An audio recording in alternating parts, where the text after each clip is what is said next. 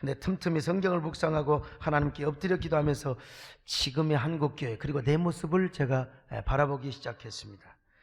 그랬을 때 저 자신은 물론 지금 한국교회는 심각한 위기에 처해 있다라는 사실을 제가 다시 한번 깨닫게 되었어요.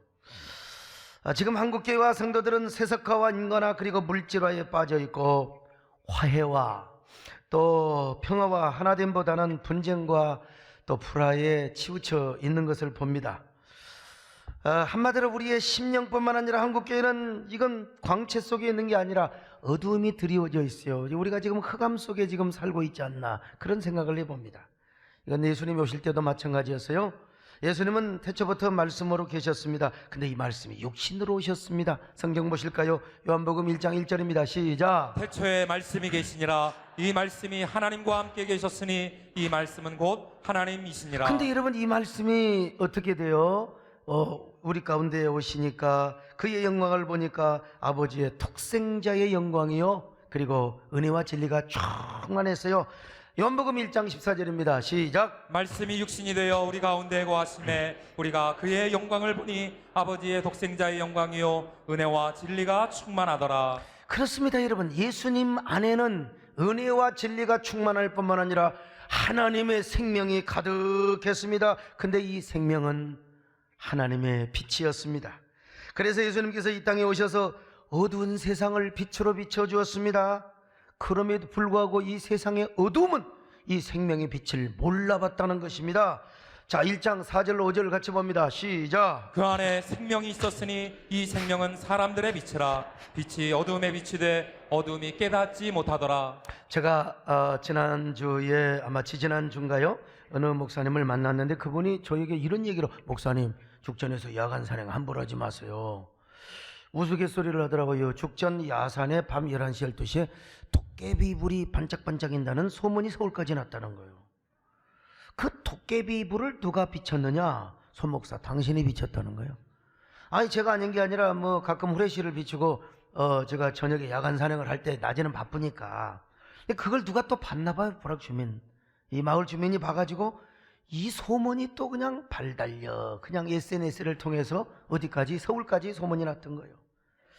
제가 야간 산행을 하면서 후레쉬를 비춰도 사람들이 보고 알아보는 거예요. 그런데 예수님께서 온 세상의 흑암 세계를 비추는 새벽벌이요 그리고 어둠을 비추는 의의 태양으로 오셨는데도 불구하고 이 세상의 어둠은 그 빛을 깨닫지 못하는 게 예수님 오실 때의 모습이었어요. 오늘 이 시대도 마찬가지입니다. 지금 우리 시대도 참 이게요, 세상의 빛을 깨닫지 못하는 거야 뭐 그럴 수 있다고 하지만은, 아니 우리의 심령에 주님의 빛이 오셨어요. 말씀의 빛이 있는데도 불구하고 교회마저도 세속화와 인간화와 물질화의 불신앙에 빠져 있다는 것입니다. 그래서 500년 전 마르틴 루터가 흑암 속에 빠져 있던 중세 교회를 개혁하기 위하여 종교개혁의 횃불을 들었던 것처럼 오늘 우리도 다시 종교개혁의, 신앙의 개혁, 교회 개혁의 횃불을 비치는 아주 창조적 선도자가 되어야 될 줄로 믿습니다. 종교개혁이 뭐예요? 근원으로 돌아가는 거예요. 본질로 돌아가는 것입니다. 그래서 종교개혁자들은 하나같이 뭘 외쳤느냐? 아드 폰테스, 곧 근원을 향하여라는 뜻이죠. 근원으로 돌아가자는 말이 무슨 말입니까? 말씀으로 돌아가자는 거죠. 성경으로 돌아가는 거죠. 예수 그리스도 중심으로 돌아가자는 겁니다. 십자가로 돌아가자는 거죠. 여러분, 그것이 뭐냐? 어둠이 빛을 깨닫는 거예요. 오늘 여러분도 연휴 동안에 어둠 속에 혹시 살아오지는 않았습니까? 여러분의 삶이 어둠 가운데 거하지는 않았습니까? 오늘 이 시간 다시 빛을 깨달으시기를 바랍니다. 말씀으로 돌아오시기를 바랍니다. 성경으로 돌아오시기를 바랍니다. 명절로 인하여 여러분 몸이 기름 끼치고 영혼까지도 녹슬고 흐트러졌던 여러분의 마음이 오늘 주 예수 그리스도를 향하시기를 바랍니다. 여러분의 신앙의 중심이 오직 예수 그리스도가 되셔서, 야, 섬길수록 귀한 주님, 이 세상에 주님보다 귀한 분이 어디 있습니까? 주 예수보다 귀한 것은 없네. 이 고백이 여러분의 고백이 되시기를 축원합니다. 예수보다 우리가 어떻게 우리 자신을 개혁하고 한국교회가 말씀으로 돌아갈 것인가에 대한 말씀을 함께 상고해 보려고 하는데요. 루터가 사제의 길을 걷고 있을 당시에 로마 가톨릭의 종교적 도덕적 타락은 하늘에 사무쳤어요. 그런 타락한 로마 가톨릭의 모습을 보면서 루터는 밤마다 성경의 책장을 넘기면서 분노와 통한의 눈물을 흘리기 시작합니다. 그러다가 그는 종교개혁을 결심했어요. 로마 가톨릭이 잘못하고 있는 이 속죄부 판매를 비롯해서 모든 잘못된 악행과 관습들을 지적하고 있는 95개 조항을 내걸고 비텐베르크 성당문에다가 붙였습니다. 이렇게 해서 종교개혁, 물줄기가 이제 터져나오기 시작했는데요. 마찬가지로 오늘 우리도 신앙의 종교개혁을 이뤄내야 됩니다. 이것이 바로 빛을 깨닫는 것이요, 말씀으로 돌아가는 것이요, 그리스도 중심의 삶을 사는 것입니다. 자, 이러한 종교개혁의 정신을 우리의 삶 속에서 어떻게 우리는 구체적으로 이룰 수 있을 것인가? 첫째는 우리가 십자가 복음 중심의 신앙생활을 회복하는 것입니다. 우리 한국교회뿐만 아니라 저 초대교회 사실은 오직 십자가 복음 중심이었습니다. 우리 예루살렘의 초대교회도 그렇고 우리 한국의 초대교회도 마찬가지입니다. 근데 지금은 너무 이 자본주의, 물량주의, 세속주의가 우리 교회 안에 들어왔어요. 우리 세대된 교회는 아니다. 우리 세대된 교회도 얼마만큼 들어왔는지 그게 중요한 거지. 여러분, 우리 교회도 다 들어왔다고 봐야 됩니다. 만몬의 복음뿐만 아니라 유사복음이 들어와 요즘은요 십자가도 우리의 힐링의 수단이 되어버리고 말았어요. 사도 바울도 사도행전 18장에 보니까 아덴에서 철학적인 설교를 했습니다. 자, 사도행전 17장 보실까요? 16절부터 18절 시작. 바울이 아덴에서 날마다 만나는 사람들과 변론하니 어떤 에피쿠로스와 스토아 철학자들도 바울과 쟁론할세 어떤 사람은 이르되 이 말쟁이가 무슨 말을 하고자 하느냐 하고 어떤 사람은 이르되 이방신들을 전하는 사람인가 보다 하니 이는 바울이 예수와 부활을 전하기 때문이로라. 사도 바울이 물론 부활을 전하고 십자가를 전했겠죠. 근데 철학적으로 스토이고 학자들과 에피쿠로스 학자들과 철학적으로 복음을 변증하려고 했어요. 근데 몇 명 전도 못했어요. 사실 목회에 실패를 했다고 봐야지요. 그래서 바울이 결심합니다. 나는 예수님의 십자가만 전하겠다. 십자가의 복음만 전하겠다. 그리스도의 십자가 아니고는 나는 자랑할 게 없다. 자, 고린도전서 2장 2절이요 시작. 내가 너희 중에서 예수 그리스도와 그가 십자가에 못 박히신 것 외에는 아무것도 알지 아니하기로 작정하였음이라. 자, 사도 바울의 신앙의 정신, 목회의 정신을 따라서 우리도 십자가로 돌아가야 됩니다. 십자가 복음 중심의 신앙생활을 회복해야 돼요. 십자가가 무엇입니까? 주님이 저주를 당하고 고난받은 것이요, 우리의 죄사함과 구원을 주는 유일한 수단이요, 요즘 타종교도요 다른 종교 열심히 믿으면 구원받을 수 있다는 이 종교다원주의 사상이 말이죠, 그냥 스멀스멀 기원하고 있는데 예수 그리스도의 십자가 외에는 구원의 길이 없음을 여러분 확실하게 믿으시기를 바랍니다. 이 확실한 복음을 전하시기를 바랍니다. 그러므로 우리가 십자가로 돌아간다는 말은 십자가 외에는 구원이 없을 뿐만 아니라 우리의 신앙이 항상 회개와 참의 우선주의로 살아가야 한다는 말입니다. 그러기 위해서 우리가 우리 자신을 돌아봐야죠. 나는 어떤 사람인가? 물질과 죄로 세상으로 때묻은 사람은 아닌가? 내 영혼에 이끼가 끼어있는 사람은 아닌가? 나는 얼마나 죄의 감중에서 살아가고 있는가? 예수님도 이 땅에 오셔서 뭐라고 하셨어요?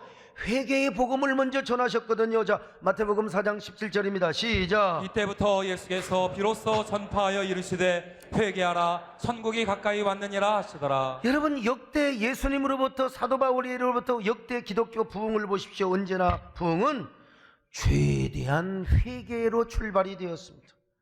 오늘날 우리도 죄에 대한 두려움을 가지고 있어야 됩니다. 나는 어떤 사람인가? 내가 얼마나 때묻은 사람인가? 매일매일 십자가 앞에서 내 자신이 핏부림의 은혜를 받고 주님의 피로 세워지는 갱신, 이 개혁의 역사가 나타나, 이것이 바로 나부터 개혁하는 종교개혁의 시작이라고 할 수 있어요. 개혁이 무엇입니까 여러분? 구습에서 벗어나 새롭게 사는 것이고 하나님과 그분의 말씀을 향하여 돌아가는 겁니다. 돌아가는 거예요. 그런데 개혁은 아픔이 없이는 불가능해요. 말로만 개혁한다고 되는 게 아닙니다. 곪은 것을 터뜨려야 됩니다. 우리의 폐부를 찌르고 도려내는 처절한 참회의 눈물 속에서 여러분 새롭게 태어나는 게 뭐예요? 이게 개혁의 시작이라고 할 수 있어요. 종교기 500주년을 맞이해서 우리 자신부터 새로워지고, 여기 강단도 새로워지고, 여러분이 새로워지고, 교회가 새로워져야 됩니다. 그럴 때 시대를 변화시키고 재탄생시키는 거룩한 동력이 생기며 영향력을 발휘할 수 있어요. 오늘 여러분 모두가 이런 영향력의 산실이 되시기를 바랍니다. 그런 발원지가 될 수 있기를 바랍니다. 또한 십자가는 죄 용서와 구원받는 것뿐만이 아니라 내가 죽는 장소요, 내가 죽음의 장소요, 내가 날마다 죽음을 경험하는 곳에요. 우리가 십자가 아래서 죽을 때마다, 십자가의 죽음을 경험할 때마다 말씀이 새로워지고 예배가 새로워지고 주님이 날마다 새로워지는 것입니다. 주님을 언제나 새롭게 만나는 거요. 그래서 빛을 깨닫고 죄를 이기는 거 아니겠습니까? 그래서 어제 들었던 말씀이 또 새로워져요. 지난주도 예배 드렸는데 오늘이 또 새로워져요. 날마다 주님의 이름을 부를수록 또 새로워지고, 그래서 언제나 이런 힘으로, 새로운 갱신의 능력으로 죄와 싸워서 승리하는 삶을 살게 되는 거예요. 오늘 여러분 모두 십자가로 돌아가시기를 바랍니다. 나무 십자가로 돌아가는 말이 아니라 십자가의 복음으로 돌아가시기를 바랍니다. 나를 항상 새롭게 하며 개혁하는 삶을 살 수 있기를 주의 이름으로 축원합니다. 두 번째는 초심 곧 처음 사랑으로 돌아가는 거예요. 처음 사랑. 우리가 처음 사랑을 잃으니까 어둠 속에 살게 되는 겁니다. 그리고 빛을 깨닫지 못하는 거예요. 처음 사랑에 가득하면 항상 우리 가슴에 감격이 있어요. 감동이 있고 울먹거림이 있습니다. 주님만 생각해도 눈시울이 젖어들고 뜨거운 목젖으로, 주님의 이름을 부르면 눈물이 핑 돌고요, 심장이 뛰고 피가 뜨거워져야 돼요. 주님을 매일 대하는 것이 새로워. 어제 만난 주님이 또 새로워요. 어제 예배드렸는데 또 새로워요. 만나도 우리 만나면 우리 주님이 새로워져야 됩니다. 할렐루야. 주님이 새로워져야 돼요. 왜 그렇습니까? 우리 안에 주님의 생명이 요동치기 때문에 그렇습니다. 그러니까요, 주님의 이름을 부르고 또 부르고, 어떤 나훈아 씨가 불렀던가, 보고 또 보면 또 그냥 이 세상에 어쩌고 저쩌고들 있잖아요. 맨날 보는 여자가 그렇게 사랑하면 새로워지는 것이고, 사랑 안 하면 저 왼수하고 언제까지 사느냐 이거요. 오늘 여러분, 우리 주님이 왼수가 아니라 우리 주님은 만나면 만날수록 부르고 싶고 또 부르고 싶고 찬양하고 싶고 다 찬양하고, 다시 한번 주 예수보다 귀한 것이 없네. 이게 우리의 고백이 되시기를 바랍니다. 아멘. 날마다 우리가 이렇게 고백하면 얼마나 좋아요. 그런데 시간이 지나면서 사람을 대하고 물질을 대하고 세상을 대하면서 마음이 식어진다니까. 이상하게 녹슬어요. 이끼가 끼어요. 더구나 우리가 죄악 속에 살아가니까 눈이 캄캄하고 마음이 캄캄하게 되어 있어요. 그러니까 이게 빛을 비춰도 빛을 깨닫지 못해요. 깨닫을 수가 없어요. 요한계시록 2장에 보니까 에베소 교회가 먼저 나오잖아요. 7 금초대 사이를 지나며 7 표를 붙잡은 우리 주님께서 에베소 교회를 칭찬하셨어요. 인내하고 수고하고 진리를 지키고, 이단도 그냥 마리아 몰아내고. 근데 한 가지 약점이 있었는데, 그게 뭐냐? 처음 사랑을 잃어버렸네. 처음 사랑. 참 이거 참 안타까워요. 계시록 2장 4절 5절입니다. 시작. 그러나 너를 책망할 것이 있나니 너의 처음 사랑을 버렸느니라. 그러므로 어디서 떨어졌는지를 생각하고 회개하여 처음 행위를 가지라. 만일 그리하지 아니하고 회개하지 아니하면 내가 내게 가서 내 촛대를 그 자리에서 옮기리라. 이 처음 사랑을 잃어버렸는데, 그러면 도대체 에베소 교인들이 가졌던 처음 사랑은 뭔가? 에베소 교회의 초창기 모습을 보면 알아요. 그게 이제 사도행전 19장에 나와 있는데, 이 사도 바울이 에베소 교회 가서 개척을 하면서 에베소 이 회당에서 말씀을 전하는데요, 명절이 어디가 있어? 하루도 안 빠지고 말씀을 놔서 강론하는데 사모하고 간절히 말씀을 들어요. 2년 동안 두란노 서원에서 말씀을 증거하는데 말씀을 하루도 안 빠져요. 오늘 아마 개중에 또 연휴 끝이라고 안 나온 사람도, 그래도 여러분 참 대단하신 분들이요. 이렇게 연휴 끝에도 이렇게 예배당을 가득 채우는 사랑하는 성도들, 아무튼 이것이 여러분의 첫사랑으로 다시 발돋움 되시기를 바랍니다. 계속 2년 동안을 두란노 서원에서 강론을 하는데 단 하루도 안 빠지고 말씀을 사모하고 아멘 아멘 하면서 말씀을 들어, 이것이 바로 그들의 첫사랑의 모습이었습니다. 그러니까 그들의 첫사랑은 뭡니까? 말씀을 사모하는 모습이었어요. 하나님의 말씀을 간절하고 그리고 사모하면서 받으니까 여러분 별 희한한 기적들이 다 나타나요. 그래가지고 사도행전 19장 20절에 보니까 이렇게 말씀하여 말씀이 힘이 있어 흥왕하여 세력을 얻는다고. 자, 사도행전 19장 20절 시작. 이와 같이 주의 말씀이 힘이 있어 흥왕하여 세력을 얻으니라. 여러분 그들이 하나님의 말씀을 사모하고 간절하게 받았을 때 말씀이 힘있게 역사했습니다. 여러분요, 오늘 우리 교회도 언제나 말씀을 사모하시면서 말씀이 힘있게 역사하는 교회가 될 수 있기를 바랍니다. 우리 교회뿐만 아니라 여러분의 마음속에서 막 말씀이 여러분의 삶의 동력이 되시기를 바랍니다. 왕노릇 하시기를 바랍니다. 오늘도 첫사랑의 특징이 뭐냐? 말씀을 사모하는 겁니다. 집에 있을 때는 부전히 성경이 있고 교회 오는 날이면 그저 하나님의 말씀을 애타게 그리워야 하야 오늘 또 하나님 어떤 말씀을 주실까? 오늘 여러분 두 종류가 있어요. 오늘 또 은혜 받아야지, 내가 예배에 신선한 은혜 받아야지, 말씀을 통해서 설교를 통해서 은혜 받아, 이런 사람이 있는가 하면 그냥 오늘 그냥 교회 날이니까 갔다 오자. 근데 오늘 설교가 좀 짧아야 될 텐데 이런 사람 둘 중에 하는 사람이 있겠죠. 종교적인 신앙생활하는 사람은 안 나올 수는 없어요. 이게 관습이 되어가지고 오긴 와요. 근데 하나님을 향한 순정적 사랑이 없어요. 순수한 감상의 사랑이 없습니다. 그저 신앙이 율법적이고 종교적이고 도덕적이고 윤리적, 그리고 기껏해야 이것은 선이고 악이고 그것만 구분하는 신앙생활하는 사람이 많아요. 그러나 애당초 하나님의 은혜를 많이 받아, 그리고 이 사람은 아주 본성이 영적이요. 그래서 성령 충만을 경험한 사람은 내면에서 목마르게 하나님의 말씀을 사모하게 되어 있어요.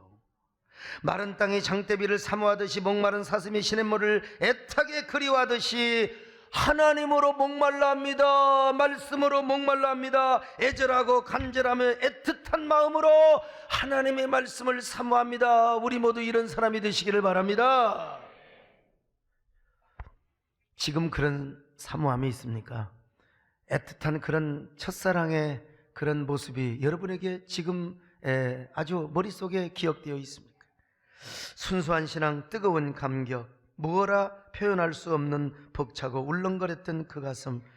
야, 그래서 주님 앞에 아까운 것이 없어요. 몸을 들이고 시간을 들이고 물질을 들이고 기도하면 눈물이 나고 찬송 부르면 흐느껴졌던 순간들, 성경을 보아도요, 어디를 보아도 막 눈시울이 탁 뜨거워지네요. 주님이 나를 사랑하신다고. 그 옛날 첫사랑의 소중한 순간들, 여러분에게 그런 시점이 있었어요? 과거에? 그 아름다운 첫사랑의 추억이 있느냐 이 말이요. 이런 사람은 마냥 주일 예배 보고 수요 예배가 또 기다려져요. 대부분 다 수요 예배 뭐 있는지도 모르고, 어떤 사람은 세상에 중직자가 돼가 수요 예배 드리고 있는지 전화가 와요. 예배 시간인지도 모르고. 내가 아이고 진짜 그냥 속으로만 그러지, 속으로만. 아니 그랬던 내가 순간순간 주님의 이름을 부르고 싶을 때마다 주님의 이름을 불렀을 때, 야, 주 예수의 이름보다 아름다운 이름이 어디가 있겠어요? 에? 아무리 불러봐도 다음이 없고 여전히 그립고 사무친 그 이름, 불러도 언제나 불러도 솜털같이 아름답고 푸드렸던 그 주 예수, 당신의 이름. 어린아이가 엄마를 부르며 시집간 딸이 친정으로 와서 친정어머니 이름을 부르며, 나는 옛날 어린 시절에 내가 초등학교 때 우리 큰 누나가 시집 갔어요. 근데 그 이바지 해가지고 이제 친정이 올 때요, 막 눈물 흘리고 오더라고. 막 엄마 올라. 요즘 애들은 시집 가면요 엄마 그런 것도 없어요. 우리 딸도 시집 가서 처음에는 집에 와서 막 눈물이 나가지고 그러더니 요즘은요 그런 것도 없어요. 신랑이 좋아가지고 시집살이도 안 하니까. 옛날에는 그래서 옛날에 시집 갔던 딸이 엄마를 부르며 친정에 왔던, 오늘 여러분들 진짜 우리가 매주 그럴 수는 없지만 그런 주님의 이름을 부르고 사무치게 이름을 부르고 여러분 교회를 오시기를 바랍니다. 버스 돌리는데 막 속닥속닥거리면서 막 가면서도 그러고 말이야. 당신의 이름, 이 세상에 가장 사무치고 아름다운 이름이라고 당신 모습 그리워하여, 야, 가만히 안아보며 주님께 로맨틱한 사랑을 고백하고 기도하며 고백했던 첫사랑의 순간순간들 나도 주마등처럼 스쳐가요. 나도 가장 지금 내가 주님 사랑하고 일 열심히 일한다고 하지만 저 집에서 나와가지고 광주신학교 다니고 백암교 개척하고 무등산에 무릎 꿇고 가서 눈보라가 휘날리는데 찬바 봄짬바락을 치고 성령 충만으로 그 모든 뜨거움으로 추위를 이겼던 그때 그 시절. 야, 여러분 그런 때가 있었잖아요. 자, 그렇다면 그 주님을 지금도 서정적으로 낭만적으로 사랑하고 있느냐 이 말이에요. 아니 순정적이며 순수한 감성의 사랑으로 주님을 만나고 있습니까? 아니 그것도 아니라면은 마치 한 편의 로망스 드라마처럼 주님을 그렇게 사랑하며 고백하고 있습니까? 여러분이 다 이런 사람이 되시기를 바랍니다. 어느 날 다가온 당신의 이름을 부를 수 없었던 그 시절을 생각하며 오늘 이 고백이 오늘 우리의 현재의 고백이 되도록 하십시다. 여러분, 이게 지금 에베소 교회의 모습이었단 말이요. 그런데 세월이 흘렀어요. 세월이 지나다 보니까 이게 처음 사랑 다 잊어먹었어요. 그 아름다웠던 사랑 다 까먹었어요. 그래서 이 사람들은 뭐냐면요, 막 진리를 지키는데 이단을 막아내는데 열심히 했어. 근데 사랑이 없었다니까. 사랑이 주님을 향한 사랑, 이웃을 향한 사랑, 이게 없어져 버렸어요. 그래서 주님은 준엄하고 무서운 책망과 경고를 하고 계신 것이 아닙니까? 당시 에베소 교회는 힘이 있었어요. 뭐 전도도 많이 하고 막 굉장히 힘 있는 것처럼 보였지만 사랑이 없었다니까. 주님을 향한 사랑이 없었어요. 첫사랑이 끊어져 버렸어요. 어느새 종교적인 차원으로 바뀌게 되고 율법적이고 매너리즘과 메커니즘으로 빠져버리게 되었어요. 오늘 우리도 마찬가지요. 그러면서 세상과 적당히 타협하며 살아가게 돼요. 에베소 교회가 어찌 됐습니까? 그 후로부터 100년 후에 교회 문 닫았어요. 지금은 이슬람밖에 없어요. 오늘 여러분, 우리 신앙의 종교이익을 이루기 위해서 가장 중요한 것은 여러분 처음 사랑을 회복하는 거예요. 처음 사랑, 처음에 순수한 신앙으로 돌아가는 것입니다. 순정의 사랑으로 여러분이 돌아가는 거예요. 그것이 어둠의 빛을 깨닫는 것이고, 그럴 때 높은 도덕성과 윤리성도 다 따라오게 되어 있고요. 여러분 높은 윤리성을 가지고 아주 수준 높은 신앙생활을 할 수 있어요. 여러분 모두 이런 성도가 되시기를 축원합니다. 세 번째, 화해와 평화와 하나됨을 회복하는 거예요. 우리 안에 생명이 충만하면 주님의 사랑도 가득해요. 더구나 십자가 복음 중심의 삶을 살면 하나님과 위로 화목하게 되고, 그리고 아래로는 이웃과 화목하게 되어 있어요. 자, 그게 십자가요.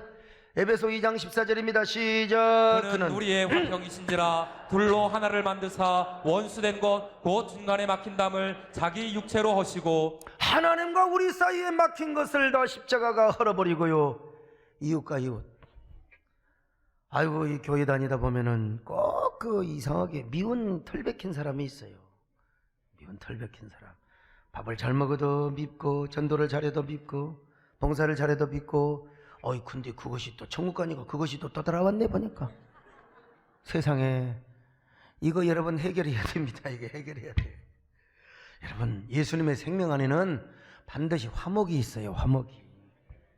하나됨의 정신이 있어요. 항상 이런 사람은 어디를 가도 언제나 화목의 빛을 비추고 사랑의 빛을 비추고 하나됨의 빛을 비추게 되어 있습니다. 오늘 우리 한국교회를 봐요. 왜 이런지. 왜? 아니, 어떻게 고발할 사람이 없어서 장로가 목사를 또 고발하고. 아, 참. 아니, 교회 안에서 조그만 문제가 발생을 해도 이게 어디로 갑니까? 법정으로 가고. 그러니 또 언론에 또 드러나게 되고요. 한국교회 고소고발건이 뭐 하여간 3,000건이라고 하니 이거 참 3,000건 한번 생각해 보세요. 영적으로 보면은 완전히 분노와 증오, 미움과 다툼이 가득한 에덴의 동쪽이요. 고소고발건이 안 나타나서 그러지 우리 안에도 이런 에덴의 동쪽일 수가 있어요. 그런데 그들이 싸우는 게 항상 누구 이름으로 싸우냐? 예수님의 이름으로 싸워요. 다 주의 일을 한다고, 정의를 위한다고 하면서 예수님의 이름으로서. 그래서 우리 한국에는 누가 싸우느냐? 예수와 그리스도가 같이 싸운다네. 예수와 그리스도. 왜? 대한예수교 장로회는 예수를 강조하고 대한기독교 장로회는 그리스도를 강조했거든. 그러니까 그냥 옛날에 기독교 장로교회와 물론 신학적인 뭐 있어서 그거야 당연히 해야 되겠지만 이 교권 때문에 이런 모습도 있었다고 내가 들었어. 그러니까 이제 예수와 그리스도가 같이 싸운 거지. 이거 다 들으면 일리가 있어, 일리. 근데 일리는 있어요. 그쪽 사람 말 들으면 다 맞아. 근데 그건 자기 편에서 일리지 진리가 없더라고. 교회는 일리에 의해서 움직이는 게 아니라 생명의 진리로 움직여집니다. 아멘. 화목의 진리로 움직여집니다. 사랑의 진리로 움직여집니다. 예수님이 진리가 되십니다. 아멘. 예수님으로 화목을 해야 되지 않습니까, 여러분? 참 어둠에 갇혀있기 때문에 입은 그냥 다 살아있는데 가슴은 어둠으로 덮여 있어서 이게 빛을 비춰도 잘 몰라. 이런 말을 해도 뭔 말인지 모르고 그냥 캄캄해. 흑암이로다, 흑암이로다. 이런 사람이 있을 수 있는데, 여러분, 교회에서는 믿음의 형제끼리 불의한 일이 있어도요, 차라리 내가 손해보는 게 낫습니다. 내가 이런 사람이 위대한 사람이요, 이런 사람이 훌륭한 사람입니다. 여러분, 화목의 빛을 보시기를 바랍니다. 화해의 빛을 깨달으시기를 바랍니다. 생명의 빛을 깨달으시기를 바랍니다. 생명의 능력이 여러분의 가슴에 파문을 일으키시기를 바랍니다. 파문이요. 나는 어렸을 때부터 술 만드는 술 주조장을 아주 미워하며 저주하며 살았던 우리 아버지같이 양반이고, 아버지처럼 그렇게 신사가 없는데 술 만드셨다면 괜히 어머니하고 싸워요. 나는 옛날 대삿집에 시집가고 장가가고 이런 데 가면 아버지 꽁술 드시는데 아버지 꼭 따라다녔어요. 손잡고, 아버지 오늘 술 석 잔만 드십시오. 술 석 잔만. 근데 꽁술을 좋아해서 주면 또 마셔. 내가 여러분 앉아가지고 그 술 주는 사람한테 뭐라고 한 줄 알았어요? 여보시오, 왜 우리 아버지한테 내가 술 못 마시게 따라고 왜 우리 아버지 술을 주냐고 말이죠. 우리 아버지 술 마시면 또 싸우신다니까요. 내가 이랬던 사람이요. 참 내가 봐도 참 양글양글하긴 했어요. 그리고 이제 어쩔 수 없이 우리 아버지가 또 취해가지고 오셔가지고 싸우시면 제가 우리 어머니 아버지 사이에서 제가 싸움을 말렸다는 사실이요, 사실 내가 노벨 평화상은 제가 받아야 됩니다. 제가 말렸어요. 근데 나는 장가가서 절대로 싸우지 말아야지, 안 해야지. 근데 이게 보고 자란 게 그것밖에 없어가지고 그것도 싸우게 되더라고, 이상하게. 한 번은 저기 어디 승용차를 몰고 가는데 하도 그냥 죽도록 싸우니까 우리 딸내미가 그러더라고요. 아빠, 나 할 말 있다고 뭐 한번 해봐라. 그랬더니 아빠, 엄마하고 싸우는 거요? 죽도록 싫어요 그러잖아. 나 어린 시절이 생각이 나. 그래서 내가 알았다, 우리 딸 고맙다. 그리고 안 싸웠어요. 그리고 싸울 때는 문 잠가놓고 싸웠습니다. 애들 없을 때 싸웠어요. 근데 그때 저희 아버님의 가슴에 제가 파문을 일으켰다니까요. 아버지 손을 잡고 싸움을 말리면 아버지가 감동을 받을 때가 있었어요. 야, 너는 누구 편이냐? 님이 편이냐? 그러면 제가 아니요, 엄마 편도 아니고 아버지 편도 아니고 나 둘 다 편이라고. 아버지 참으시라고. 자, 그게 우리 아버지의 가슴에 파문을 일게 했어요. 여러분이 이런 화목의 파문을 일으키시기를 바랍니다. 사랑의 파도를 넘실거리게 하시기를 바랍니다. 이게 우리가 각자 개혁해야 할 한국교회의 화목의 개혁입니다. 네 번째, 마지막입니다. 재림신앙을 회복하는 거요. 재림신앙, 우리의 신앙이 너무 떼며졌어요. 현세화되고요, 너무 세속적이어서 바벨론과 짝짝꿍, 비 내리는 호남선, 얼마나 너무 세속화되어 있어요. 짝짝꿍 짝짝꿍. 옛날에 초대교회는 어떻게 한 줄 아세요? 오늘 주님이 오시려나, 먼 하늘 이상한 구름만 떠도. 근데 요즘 갈수록 천국 소망 안 해요. 교회도 천국 지옥 이상하게 얘기 안 합니다. 현세 어떻게 우리가 어떻게 살아갈 것인가 이런 것만 하지 천국 지옥 얘기 별로 안 해. 재림이 또 어디가 있어? 지옥? 하나님의 사랑이 하나님인데 무슨 지옥이 있느냐고.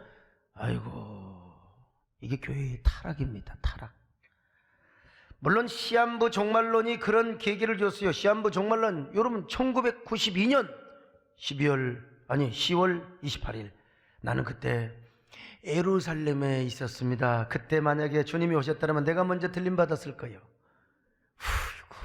참, 그런 잘못된 시한부 종말론 때문에 사람들이 재림을 얘기를 안 한다니까. 그건 잘못된 거고, 우리의 신앙의 종교개혁을 이루기 위해서는 반드시 종말신앙과 재림신앙을 회복해야 됩니다. 천국과 지옥을 교회는 가르쳐야 되고 예수님의 재림을 가르치며 언제나 성도들을 깨워 있어야 돼요. 목회자가 깨어 있어서 천국 그리고 내세의 심판, 예수님의 재림, 마라나타, 주님이 오신다, 할렐루야. 진정으로 종교개혁을 이루는 사람은 주님의 재림을 사모합니다. 언제나 시대의 징조를 바라보며 이 땅이 영원한 우리의 삶의 터전이 아니라, 아니 우리가 저 스코틀랜드 개척자들 수천 명이 비가 오는 추운 지방에서 감옥에서 탈출하지 않고 모두 왜 죽어가니? 그거는 오직 뭐요? 야, 저 영원한 천국과는 비교가 안 돼요. 영원한 천국을 사모했기 때문인 줄로 믿습니다. 그러므로 여러분도 항상 깨어서 천국을 바라보며 재림을 사모하며 멋지게 살아가시기를 바랍니다. 언제나 천국의 소망과 상급을 바라보며 주님 언제 오실지, 나는 오늘 또 주님을 기다립니다, 사모합니다, 그런 마음으로 살아갈 때 여러분 너무 미련 없어요. 뭐 조금 실패했다고 고난 온다고 그것 때문에 울고 죽고 그럴 이유가 없는 겁니다. 하나님이 더 많은 걸 보상해 주시겠지. 하나님이 천국에서 빛나는 멸원으로 갚아주실 거야.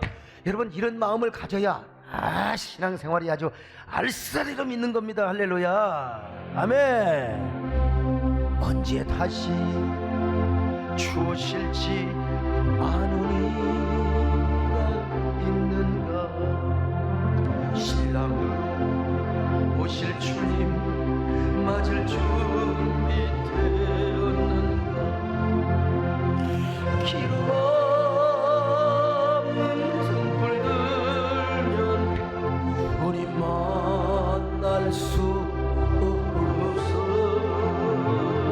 재림 나팔 소리가 헤비할 수 없어. 잠시 이 세상 헛된 것들 주를 맞을 준비한 부모도 귀. 오해는 마세요. 뭐 이렇게 좋은 거 가지시고 좋은 집 사셔요. 거기에 너무 목숨을 걸지 말라고. 목숨 걸어야 할 분은 누구냐? 주 예수입니다. 할렐루야. 오늘 종교개혁 500주년을 맞이해서 여러분들은 어떤 신앙의 개혁을 이루시겠습니까? 십자가 복음 중심으로 돌아가시기를 바랍니다. 초심으로 돌아가시기를 바랍니다. 화해와 평화 하나됨의 신앙을 회복하시기를 바랍니다. 그리고 재림신앙을 회복하시기를 바랍니다. 그래야 이 세상, 우리 교회도 우리 마음에도 어둠이 물러가고 여명이 밝아올 것입니다. 우리 삶에 암흑이 물러가고 찬란한 광채가 비칠 것입니다. 진정한 신앙개혁, 종교개혁의 꽃을 피울 수 있어요. 그런 저와 여러분 되시기를 주의 이름으로 축원합니다.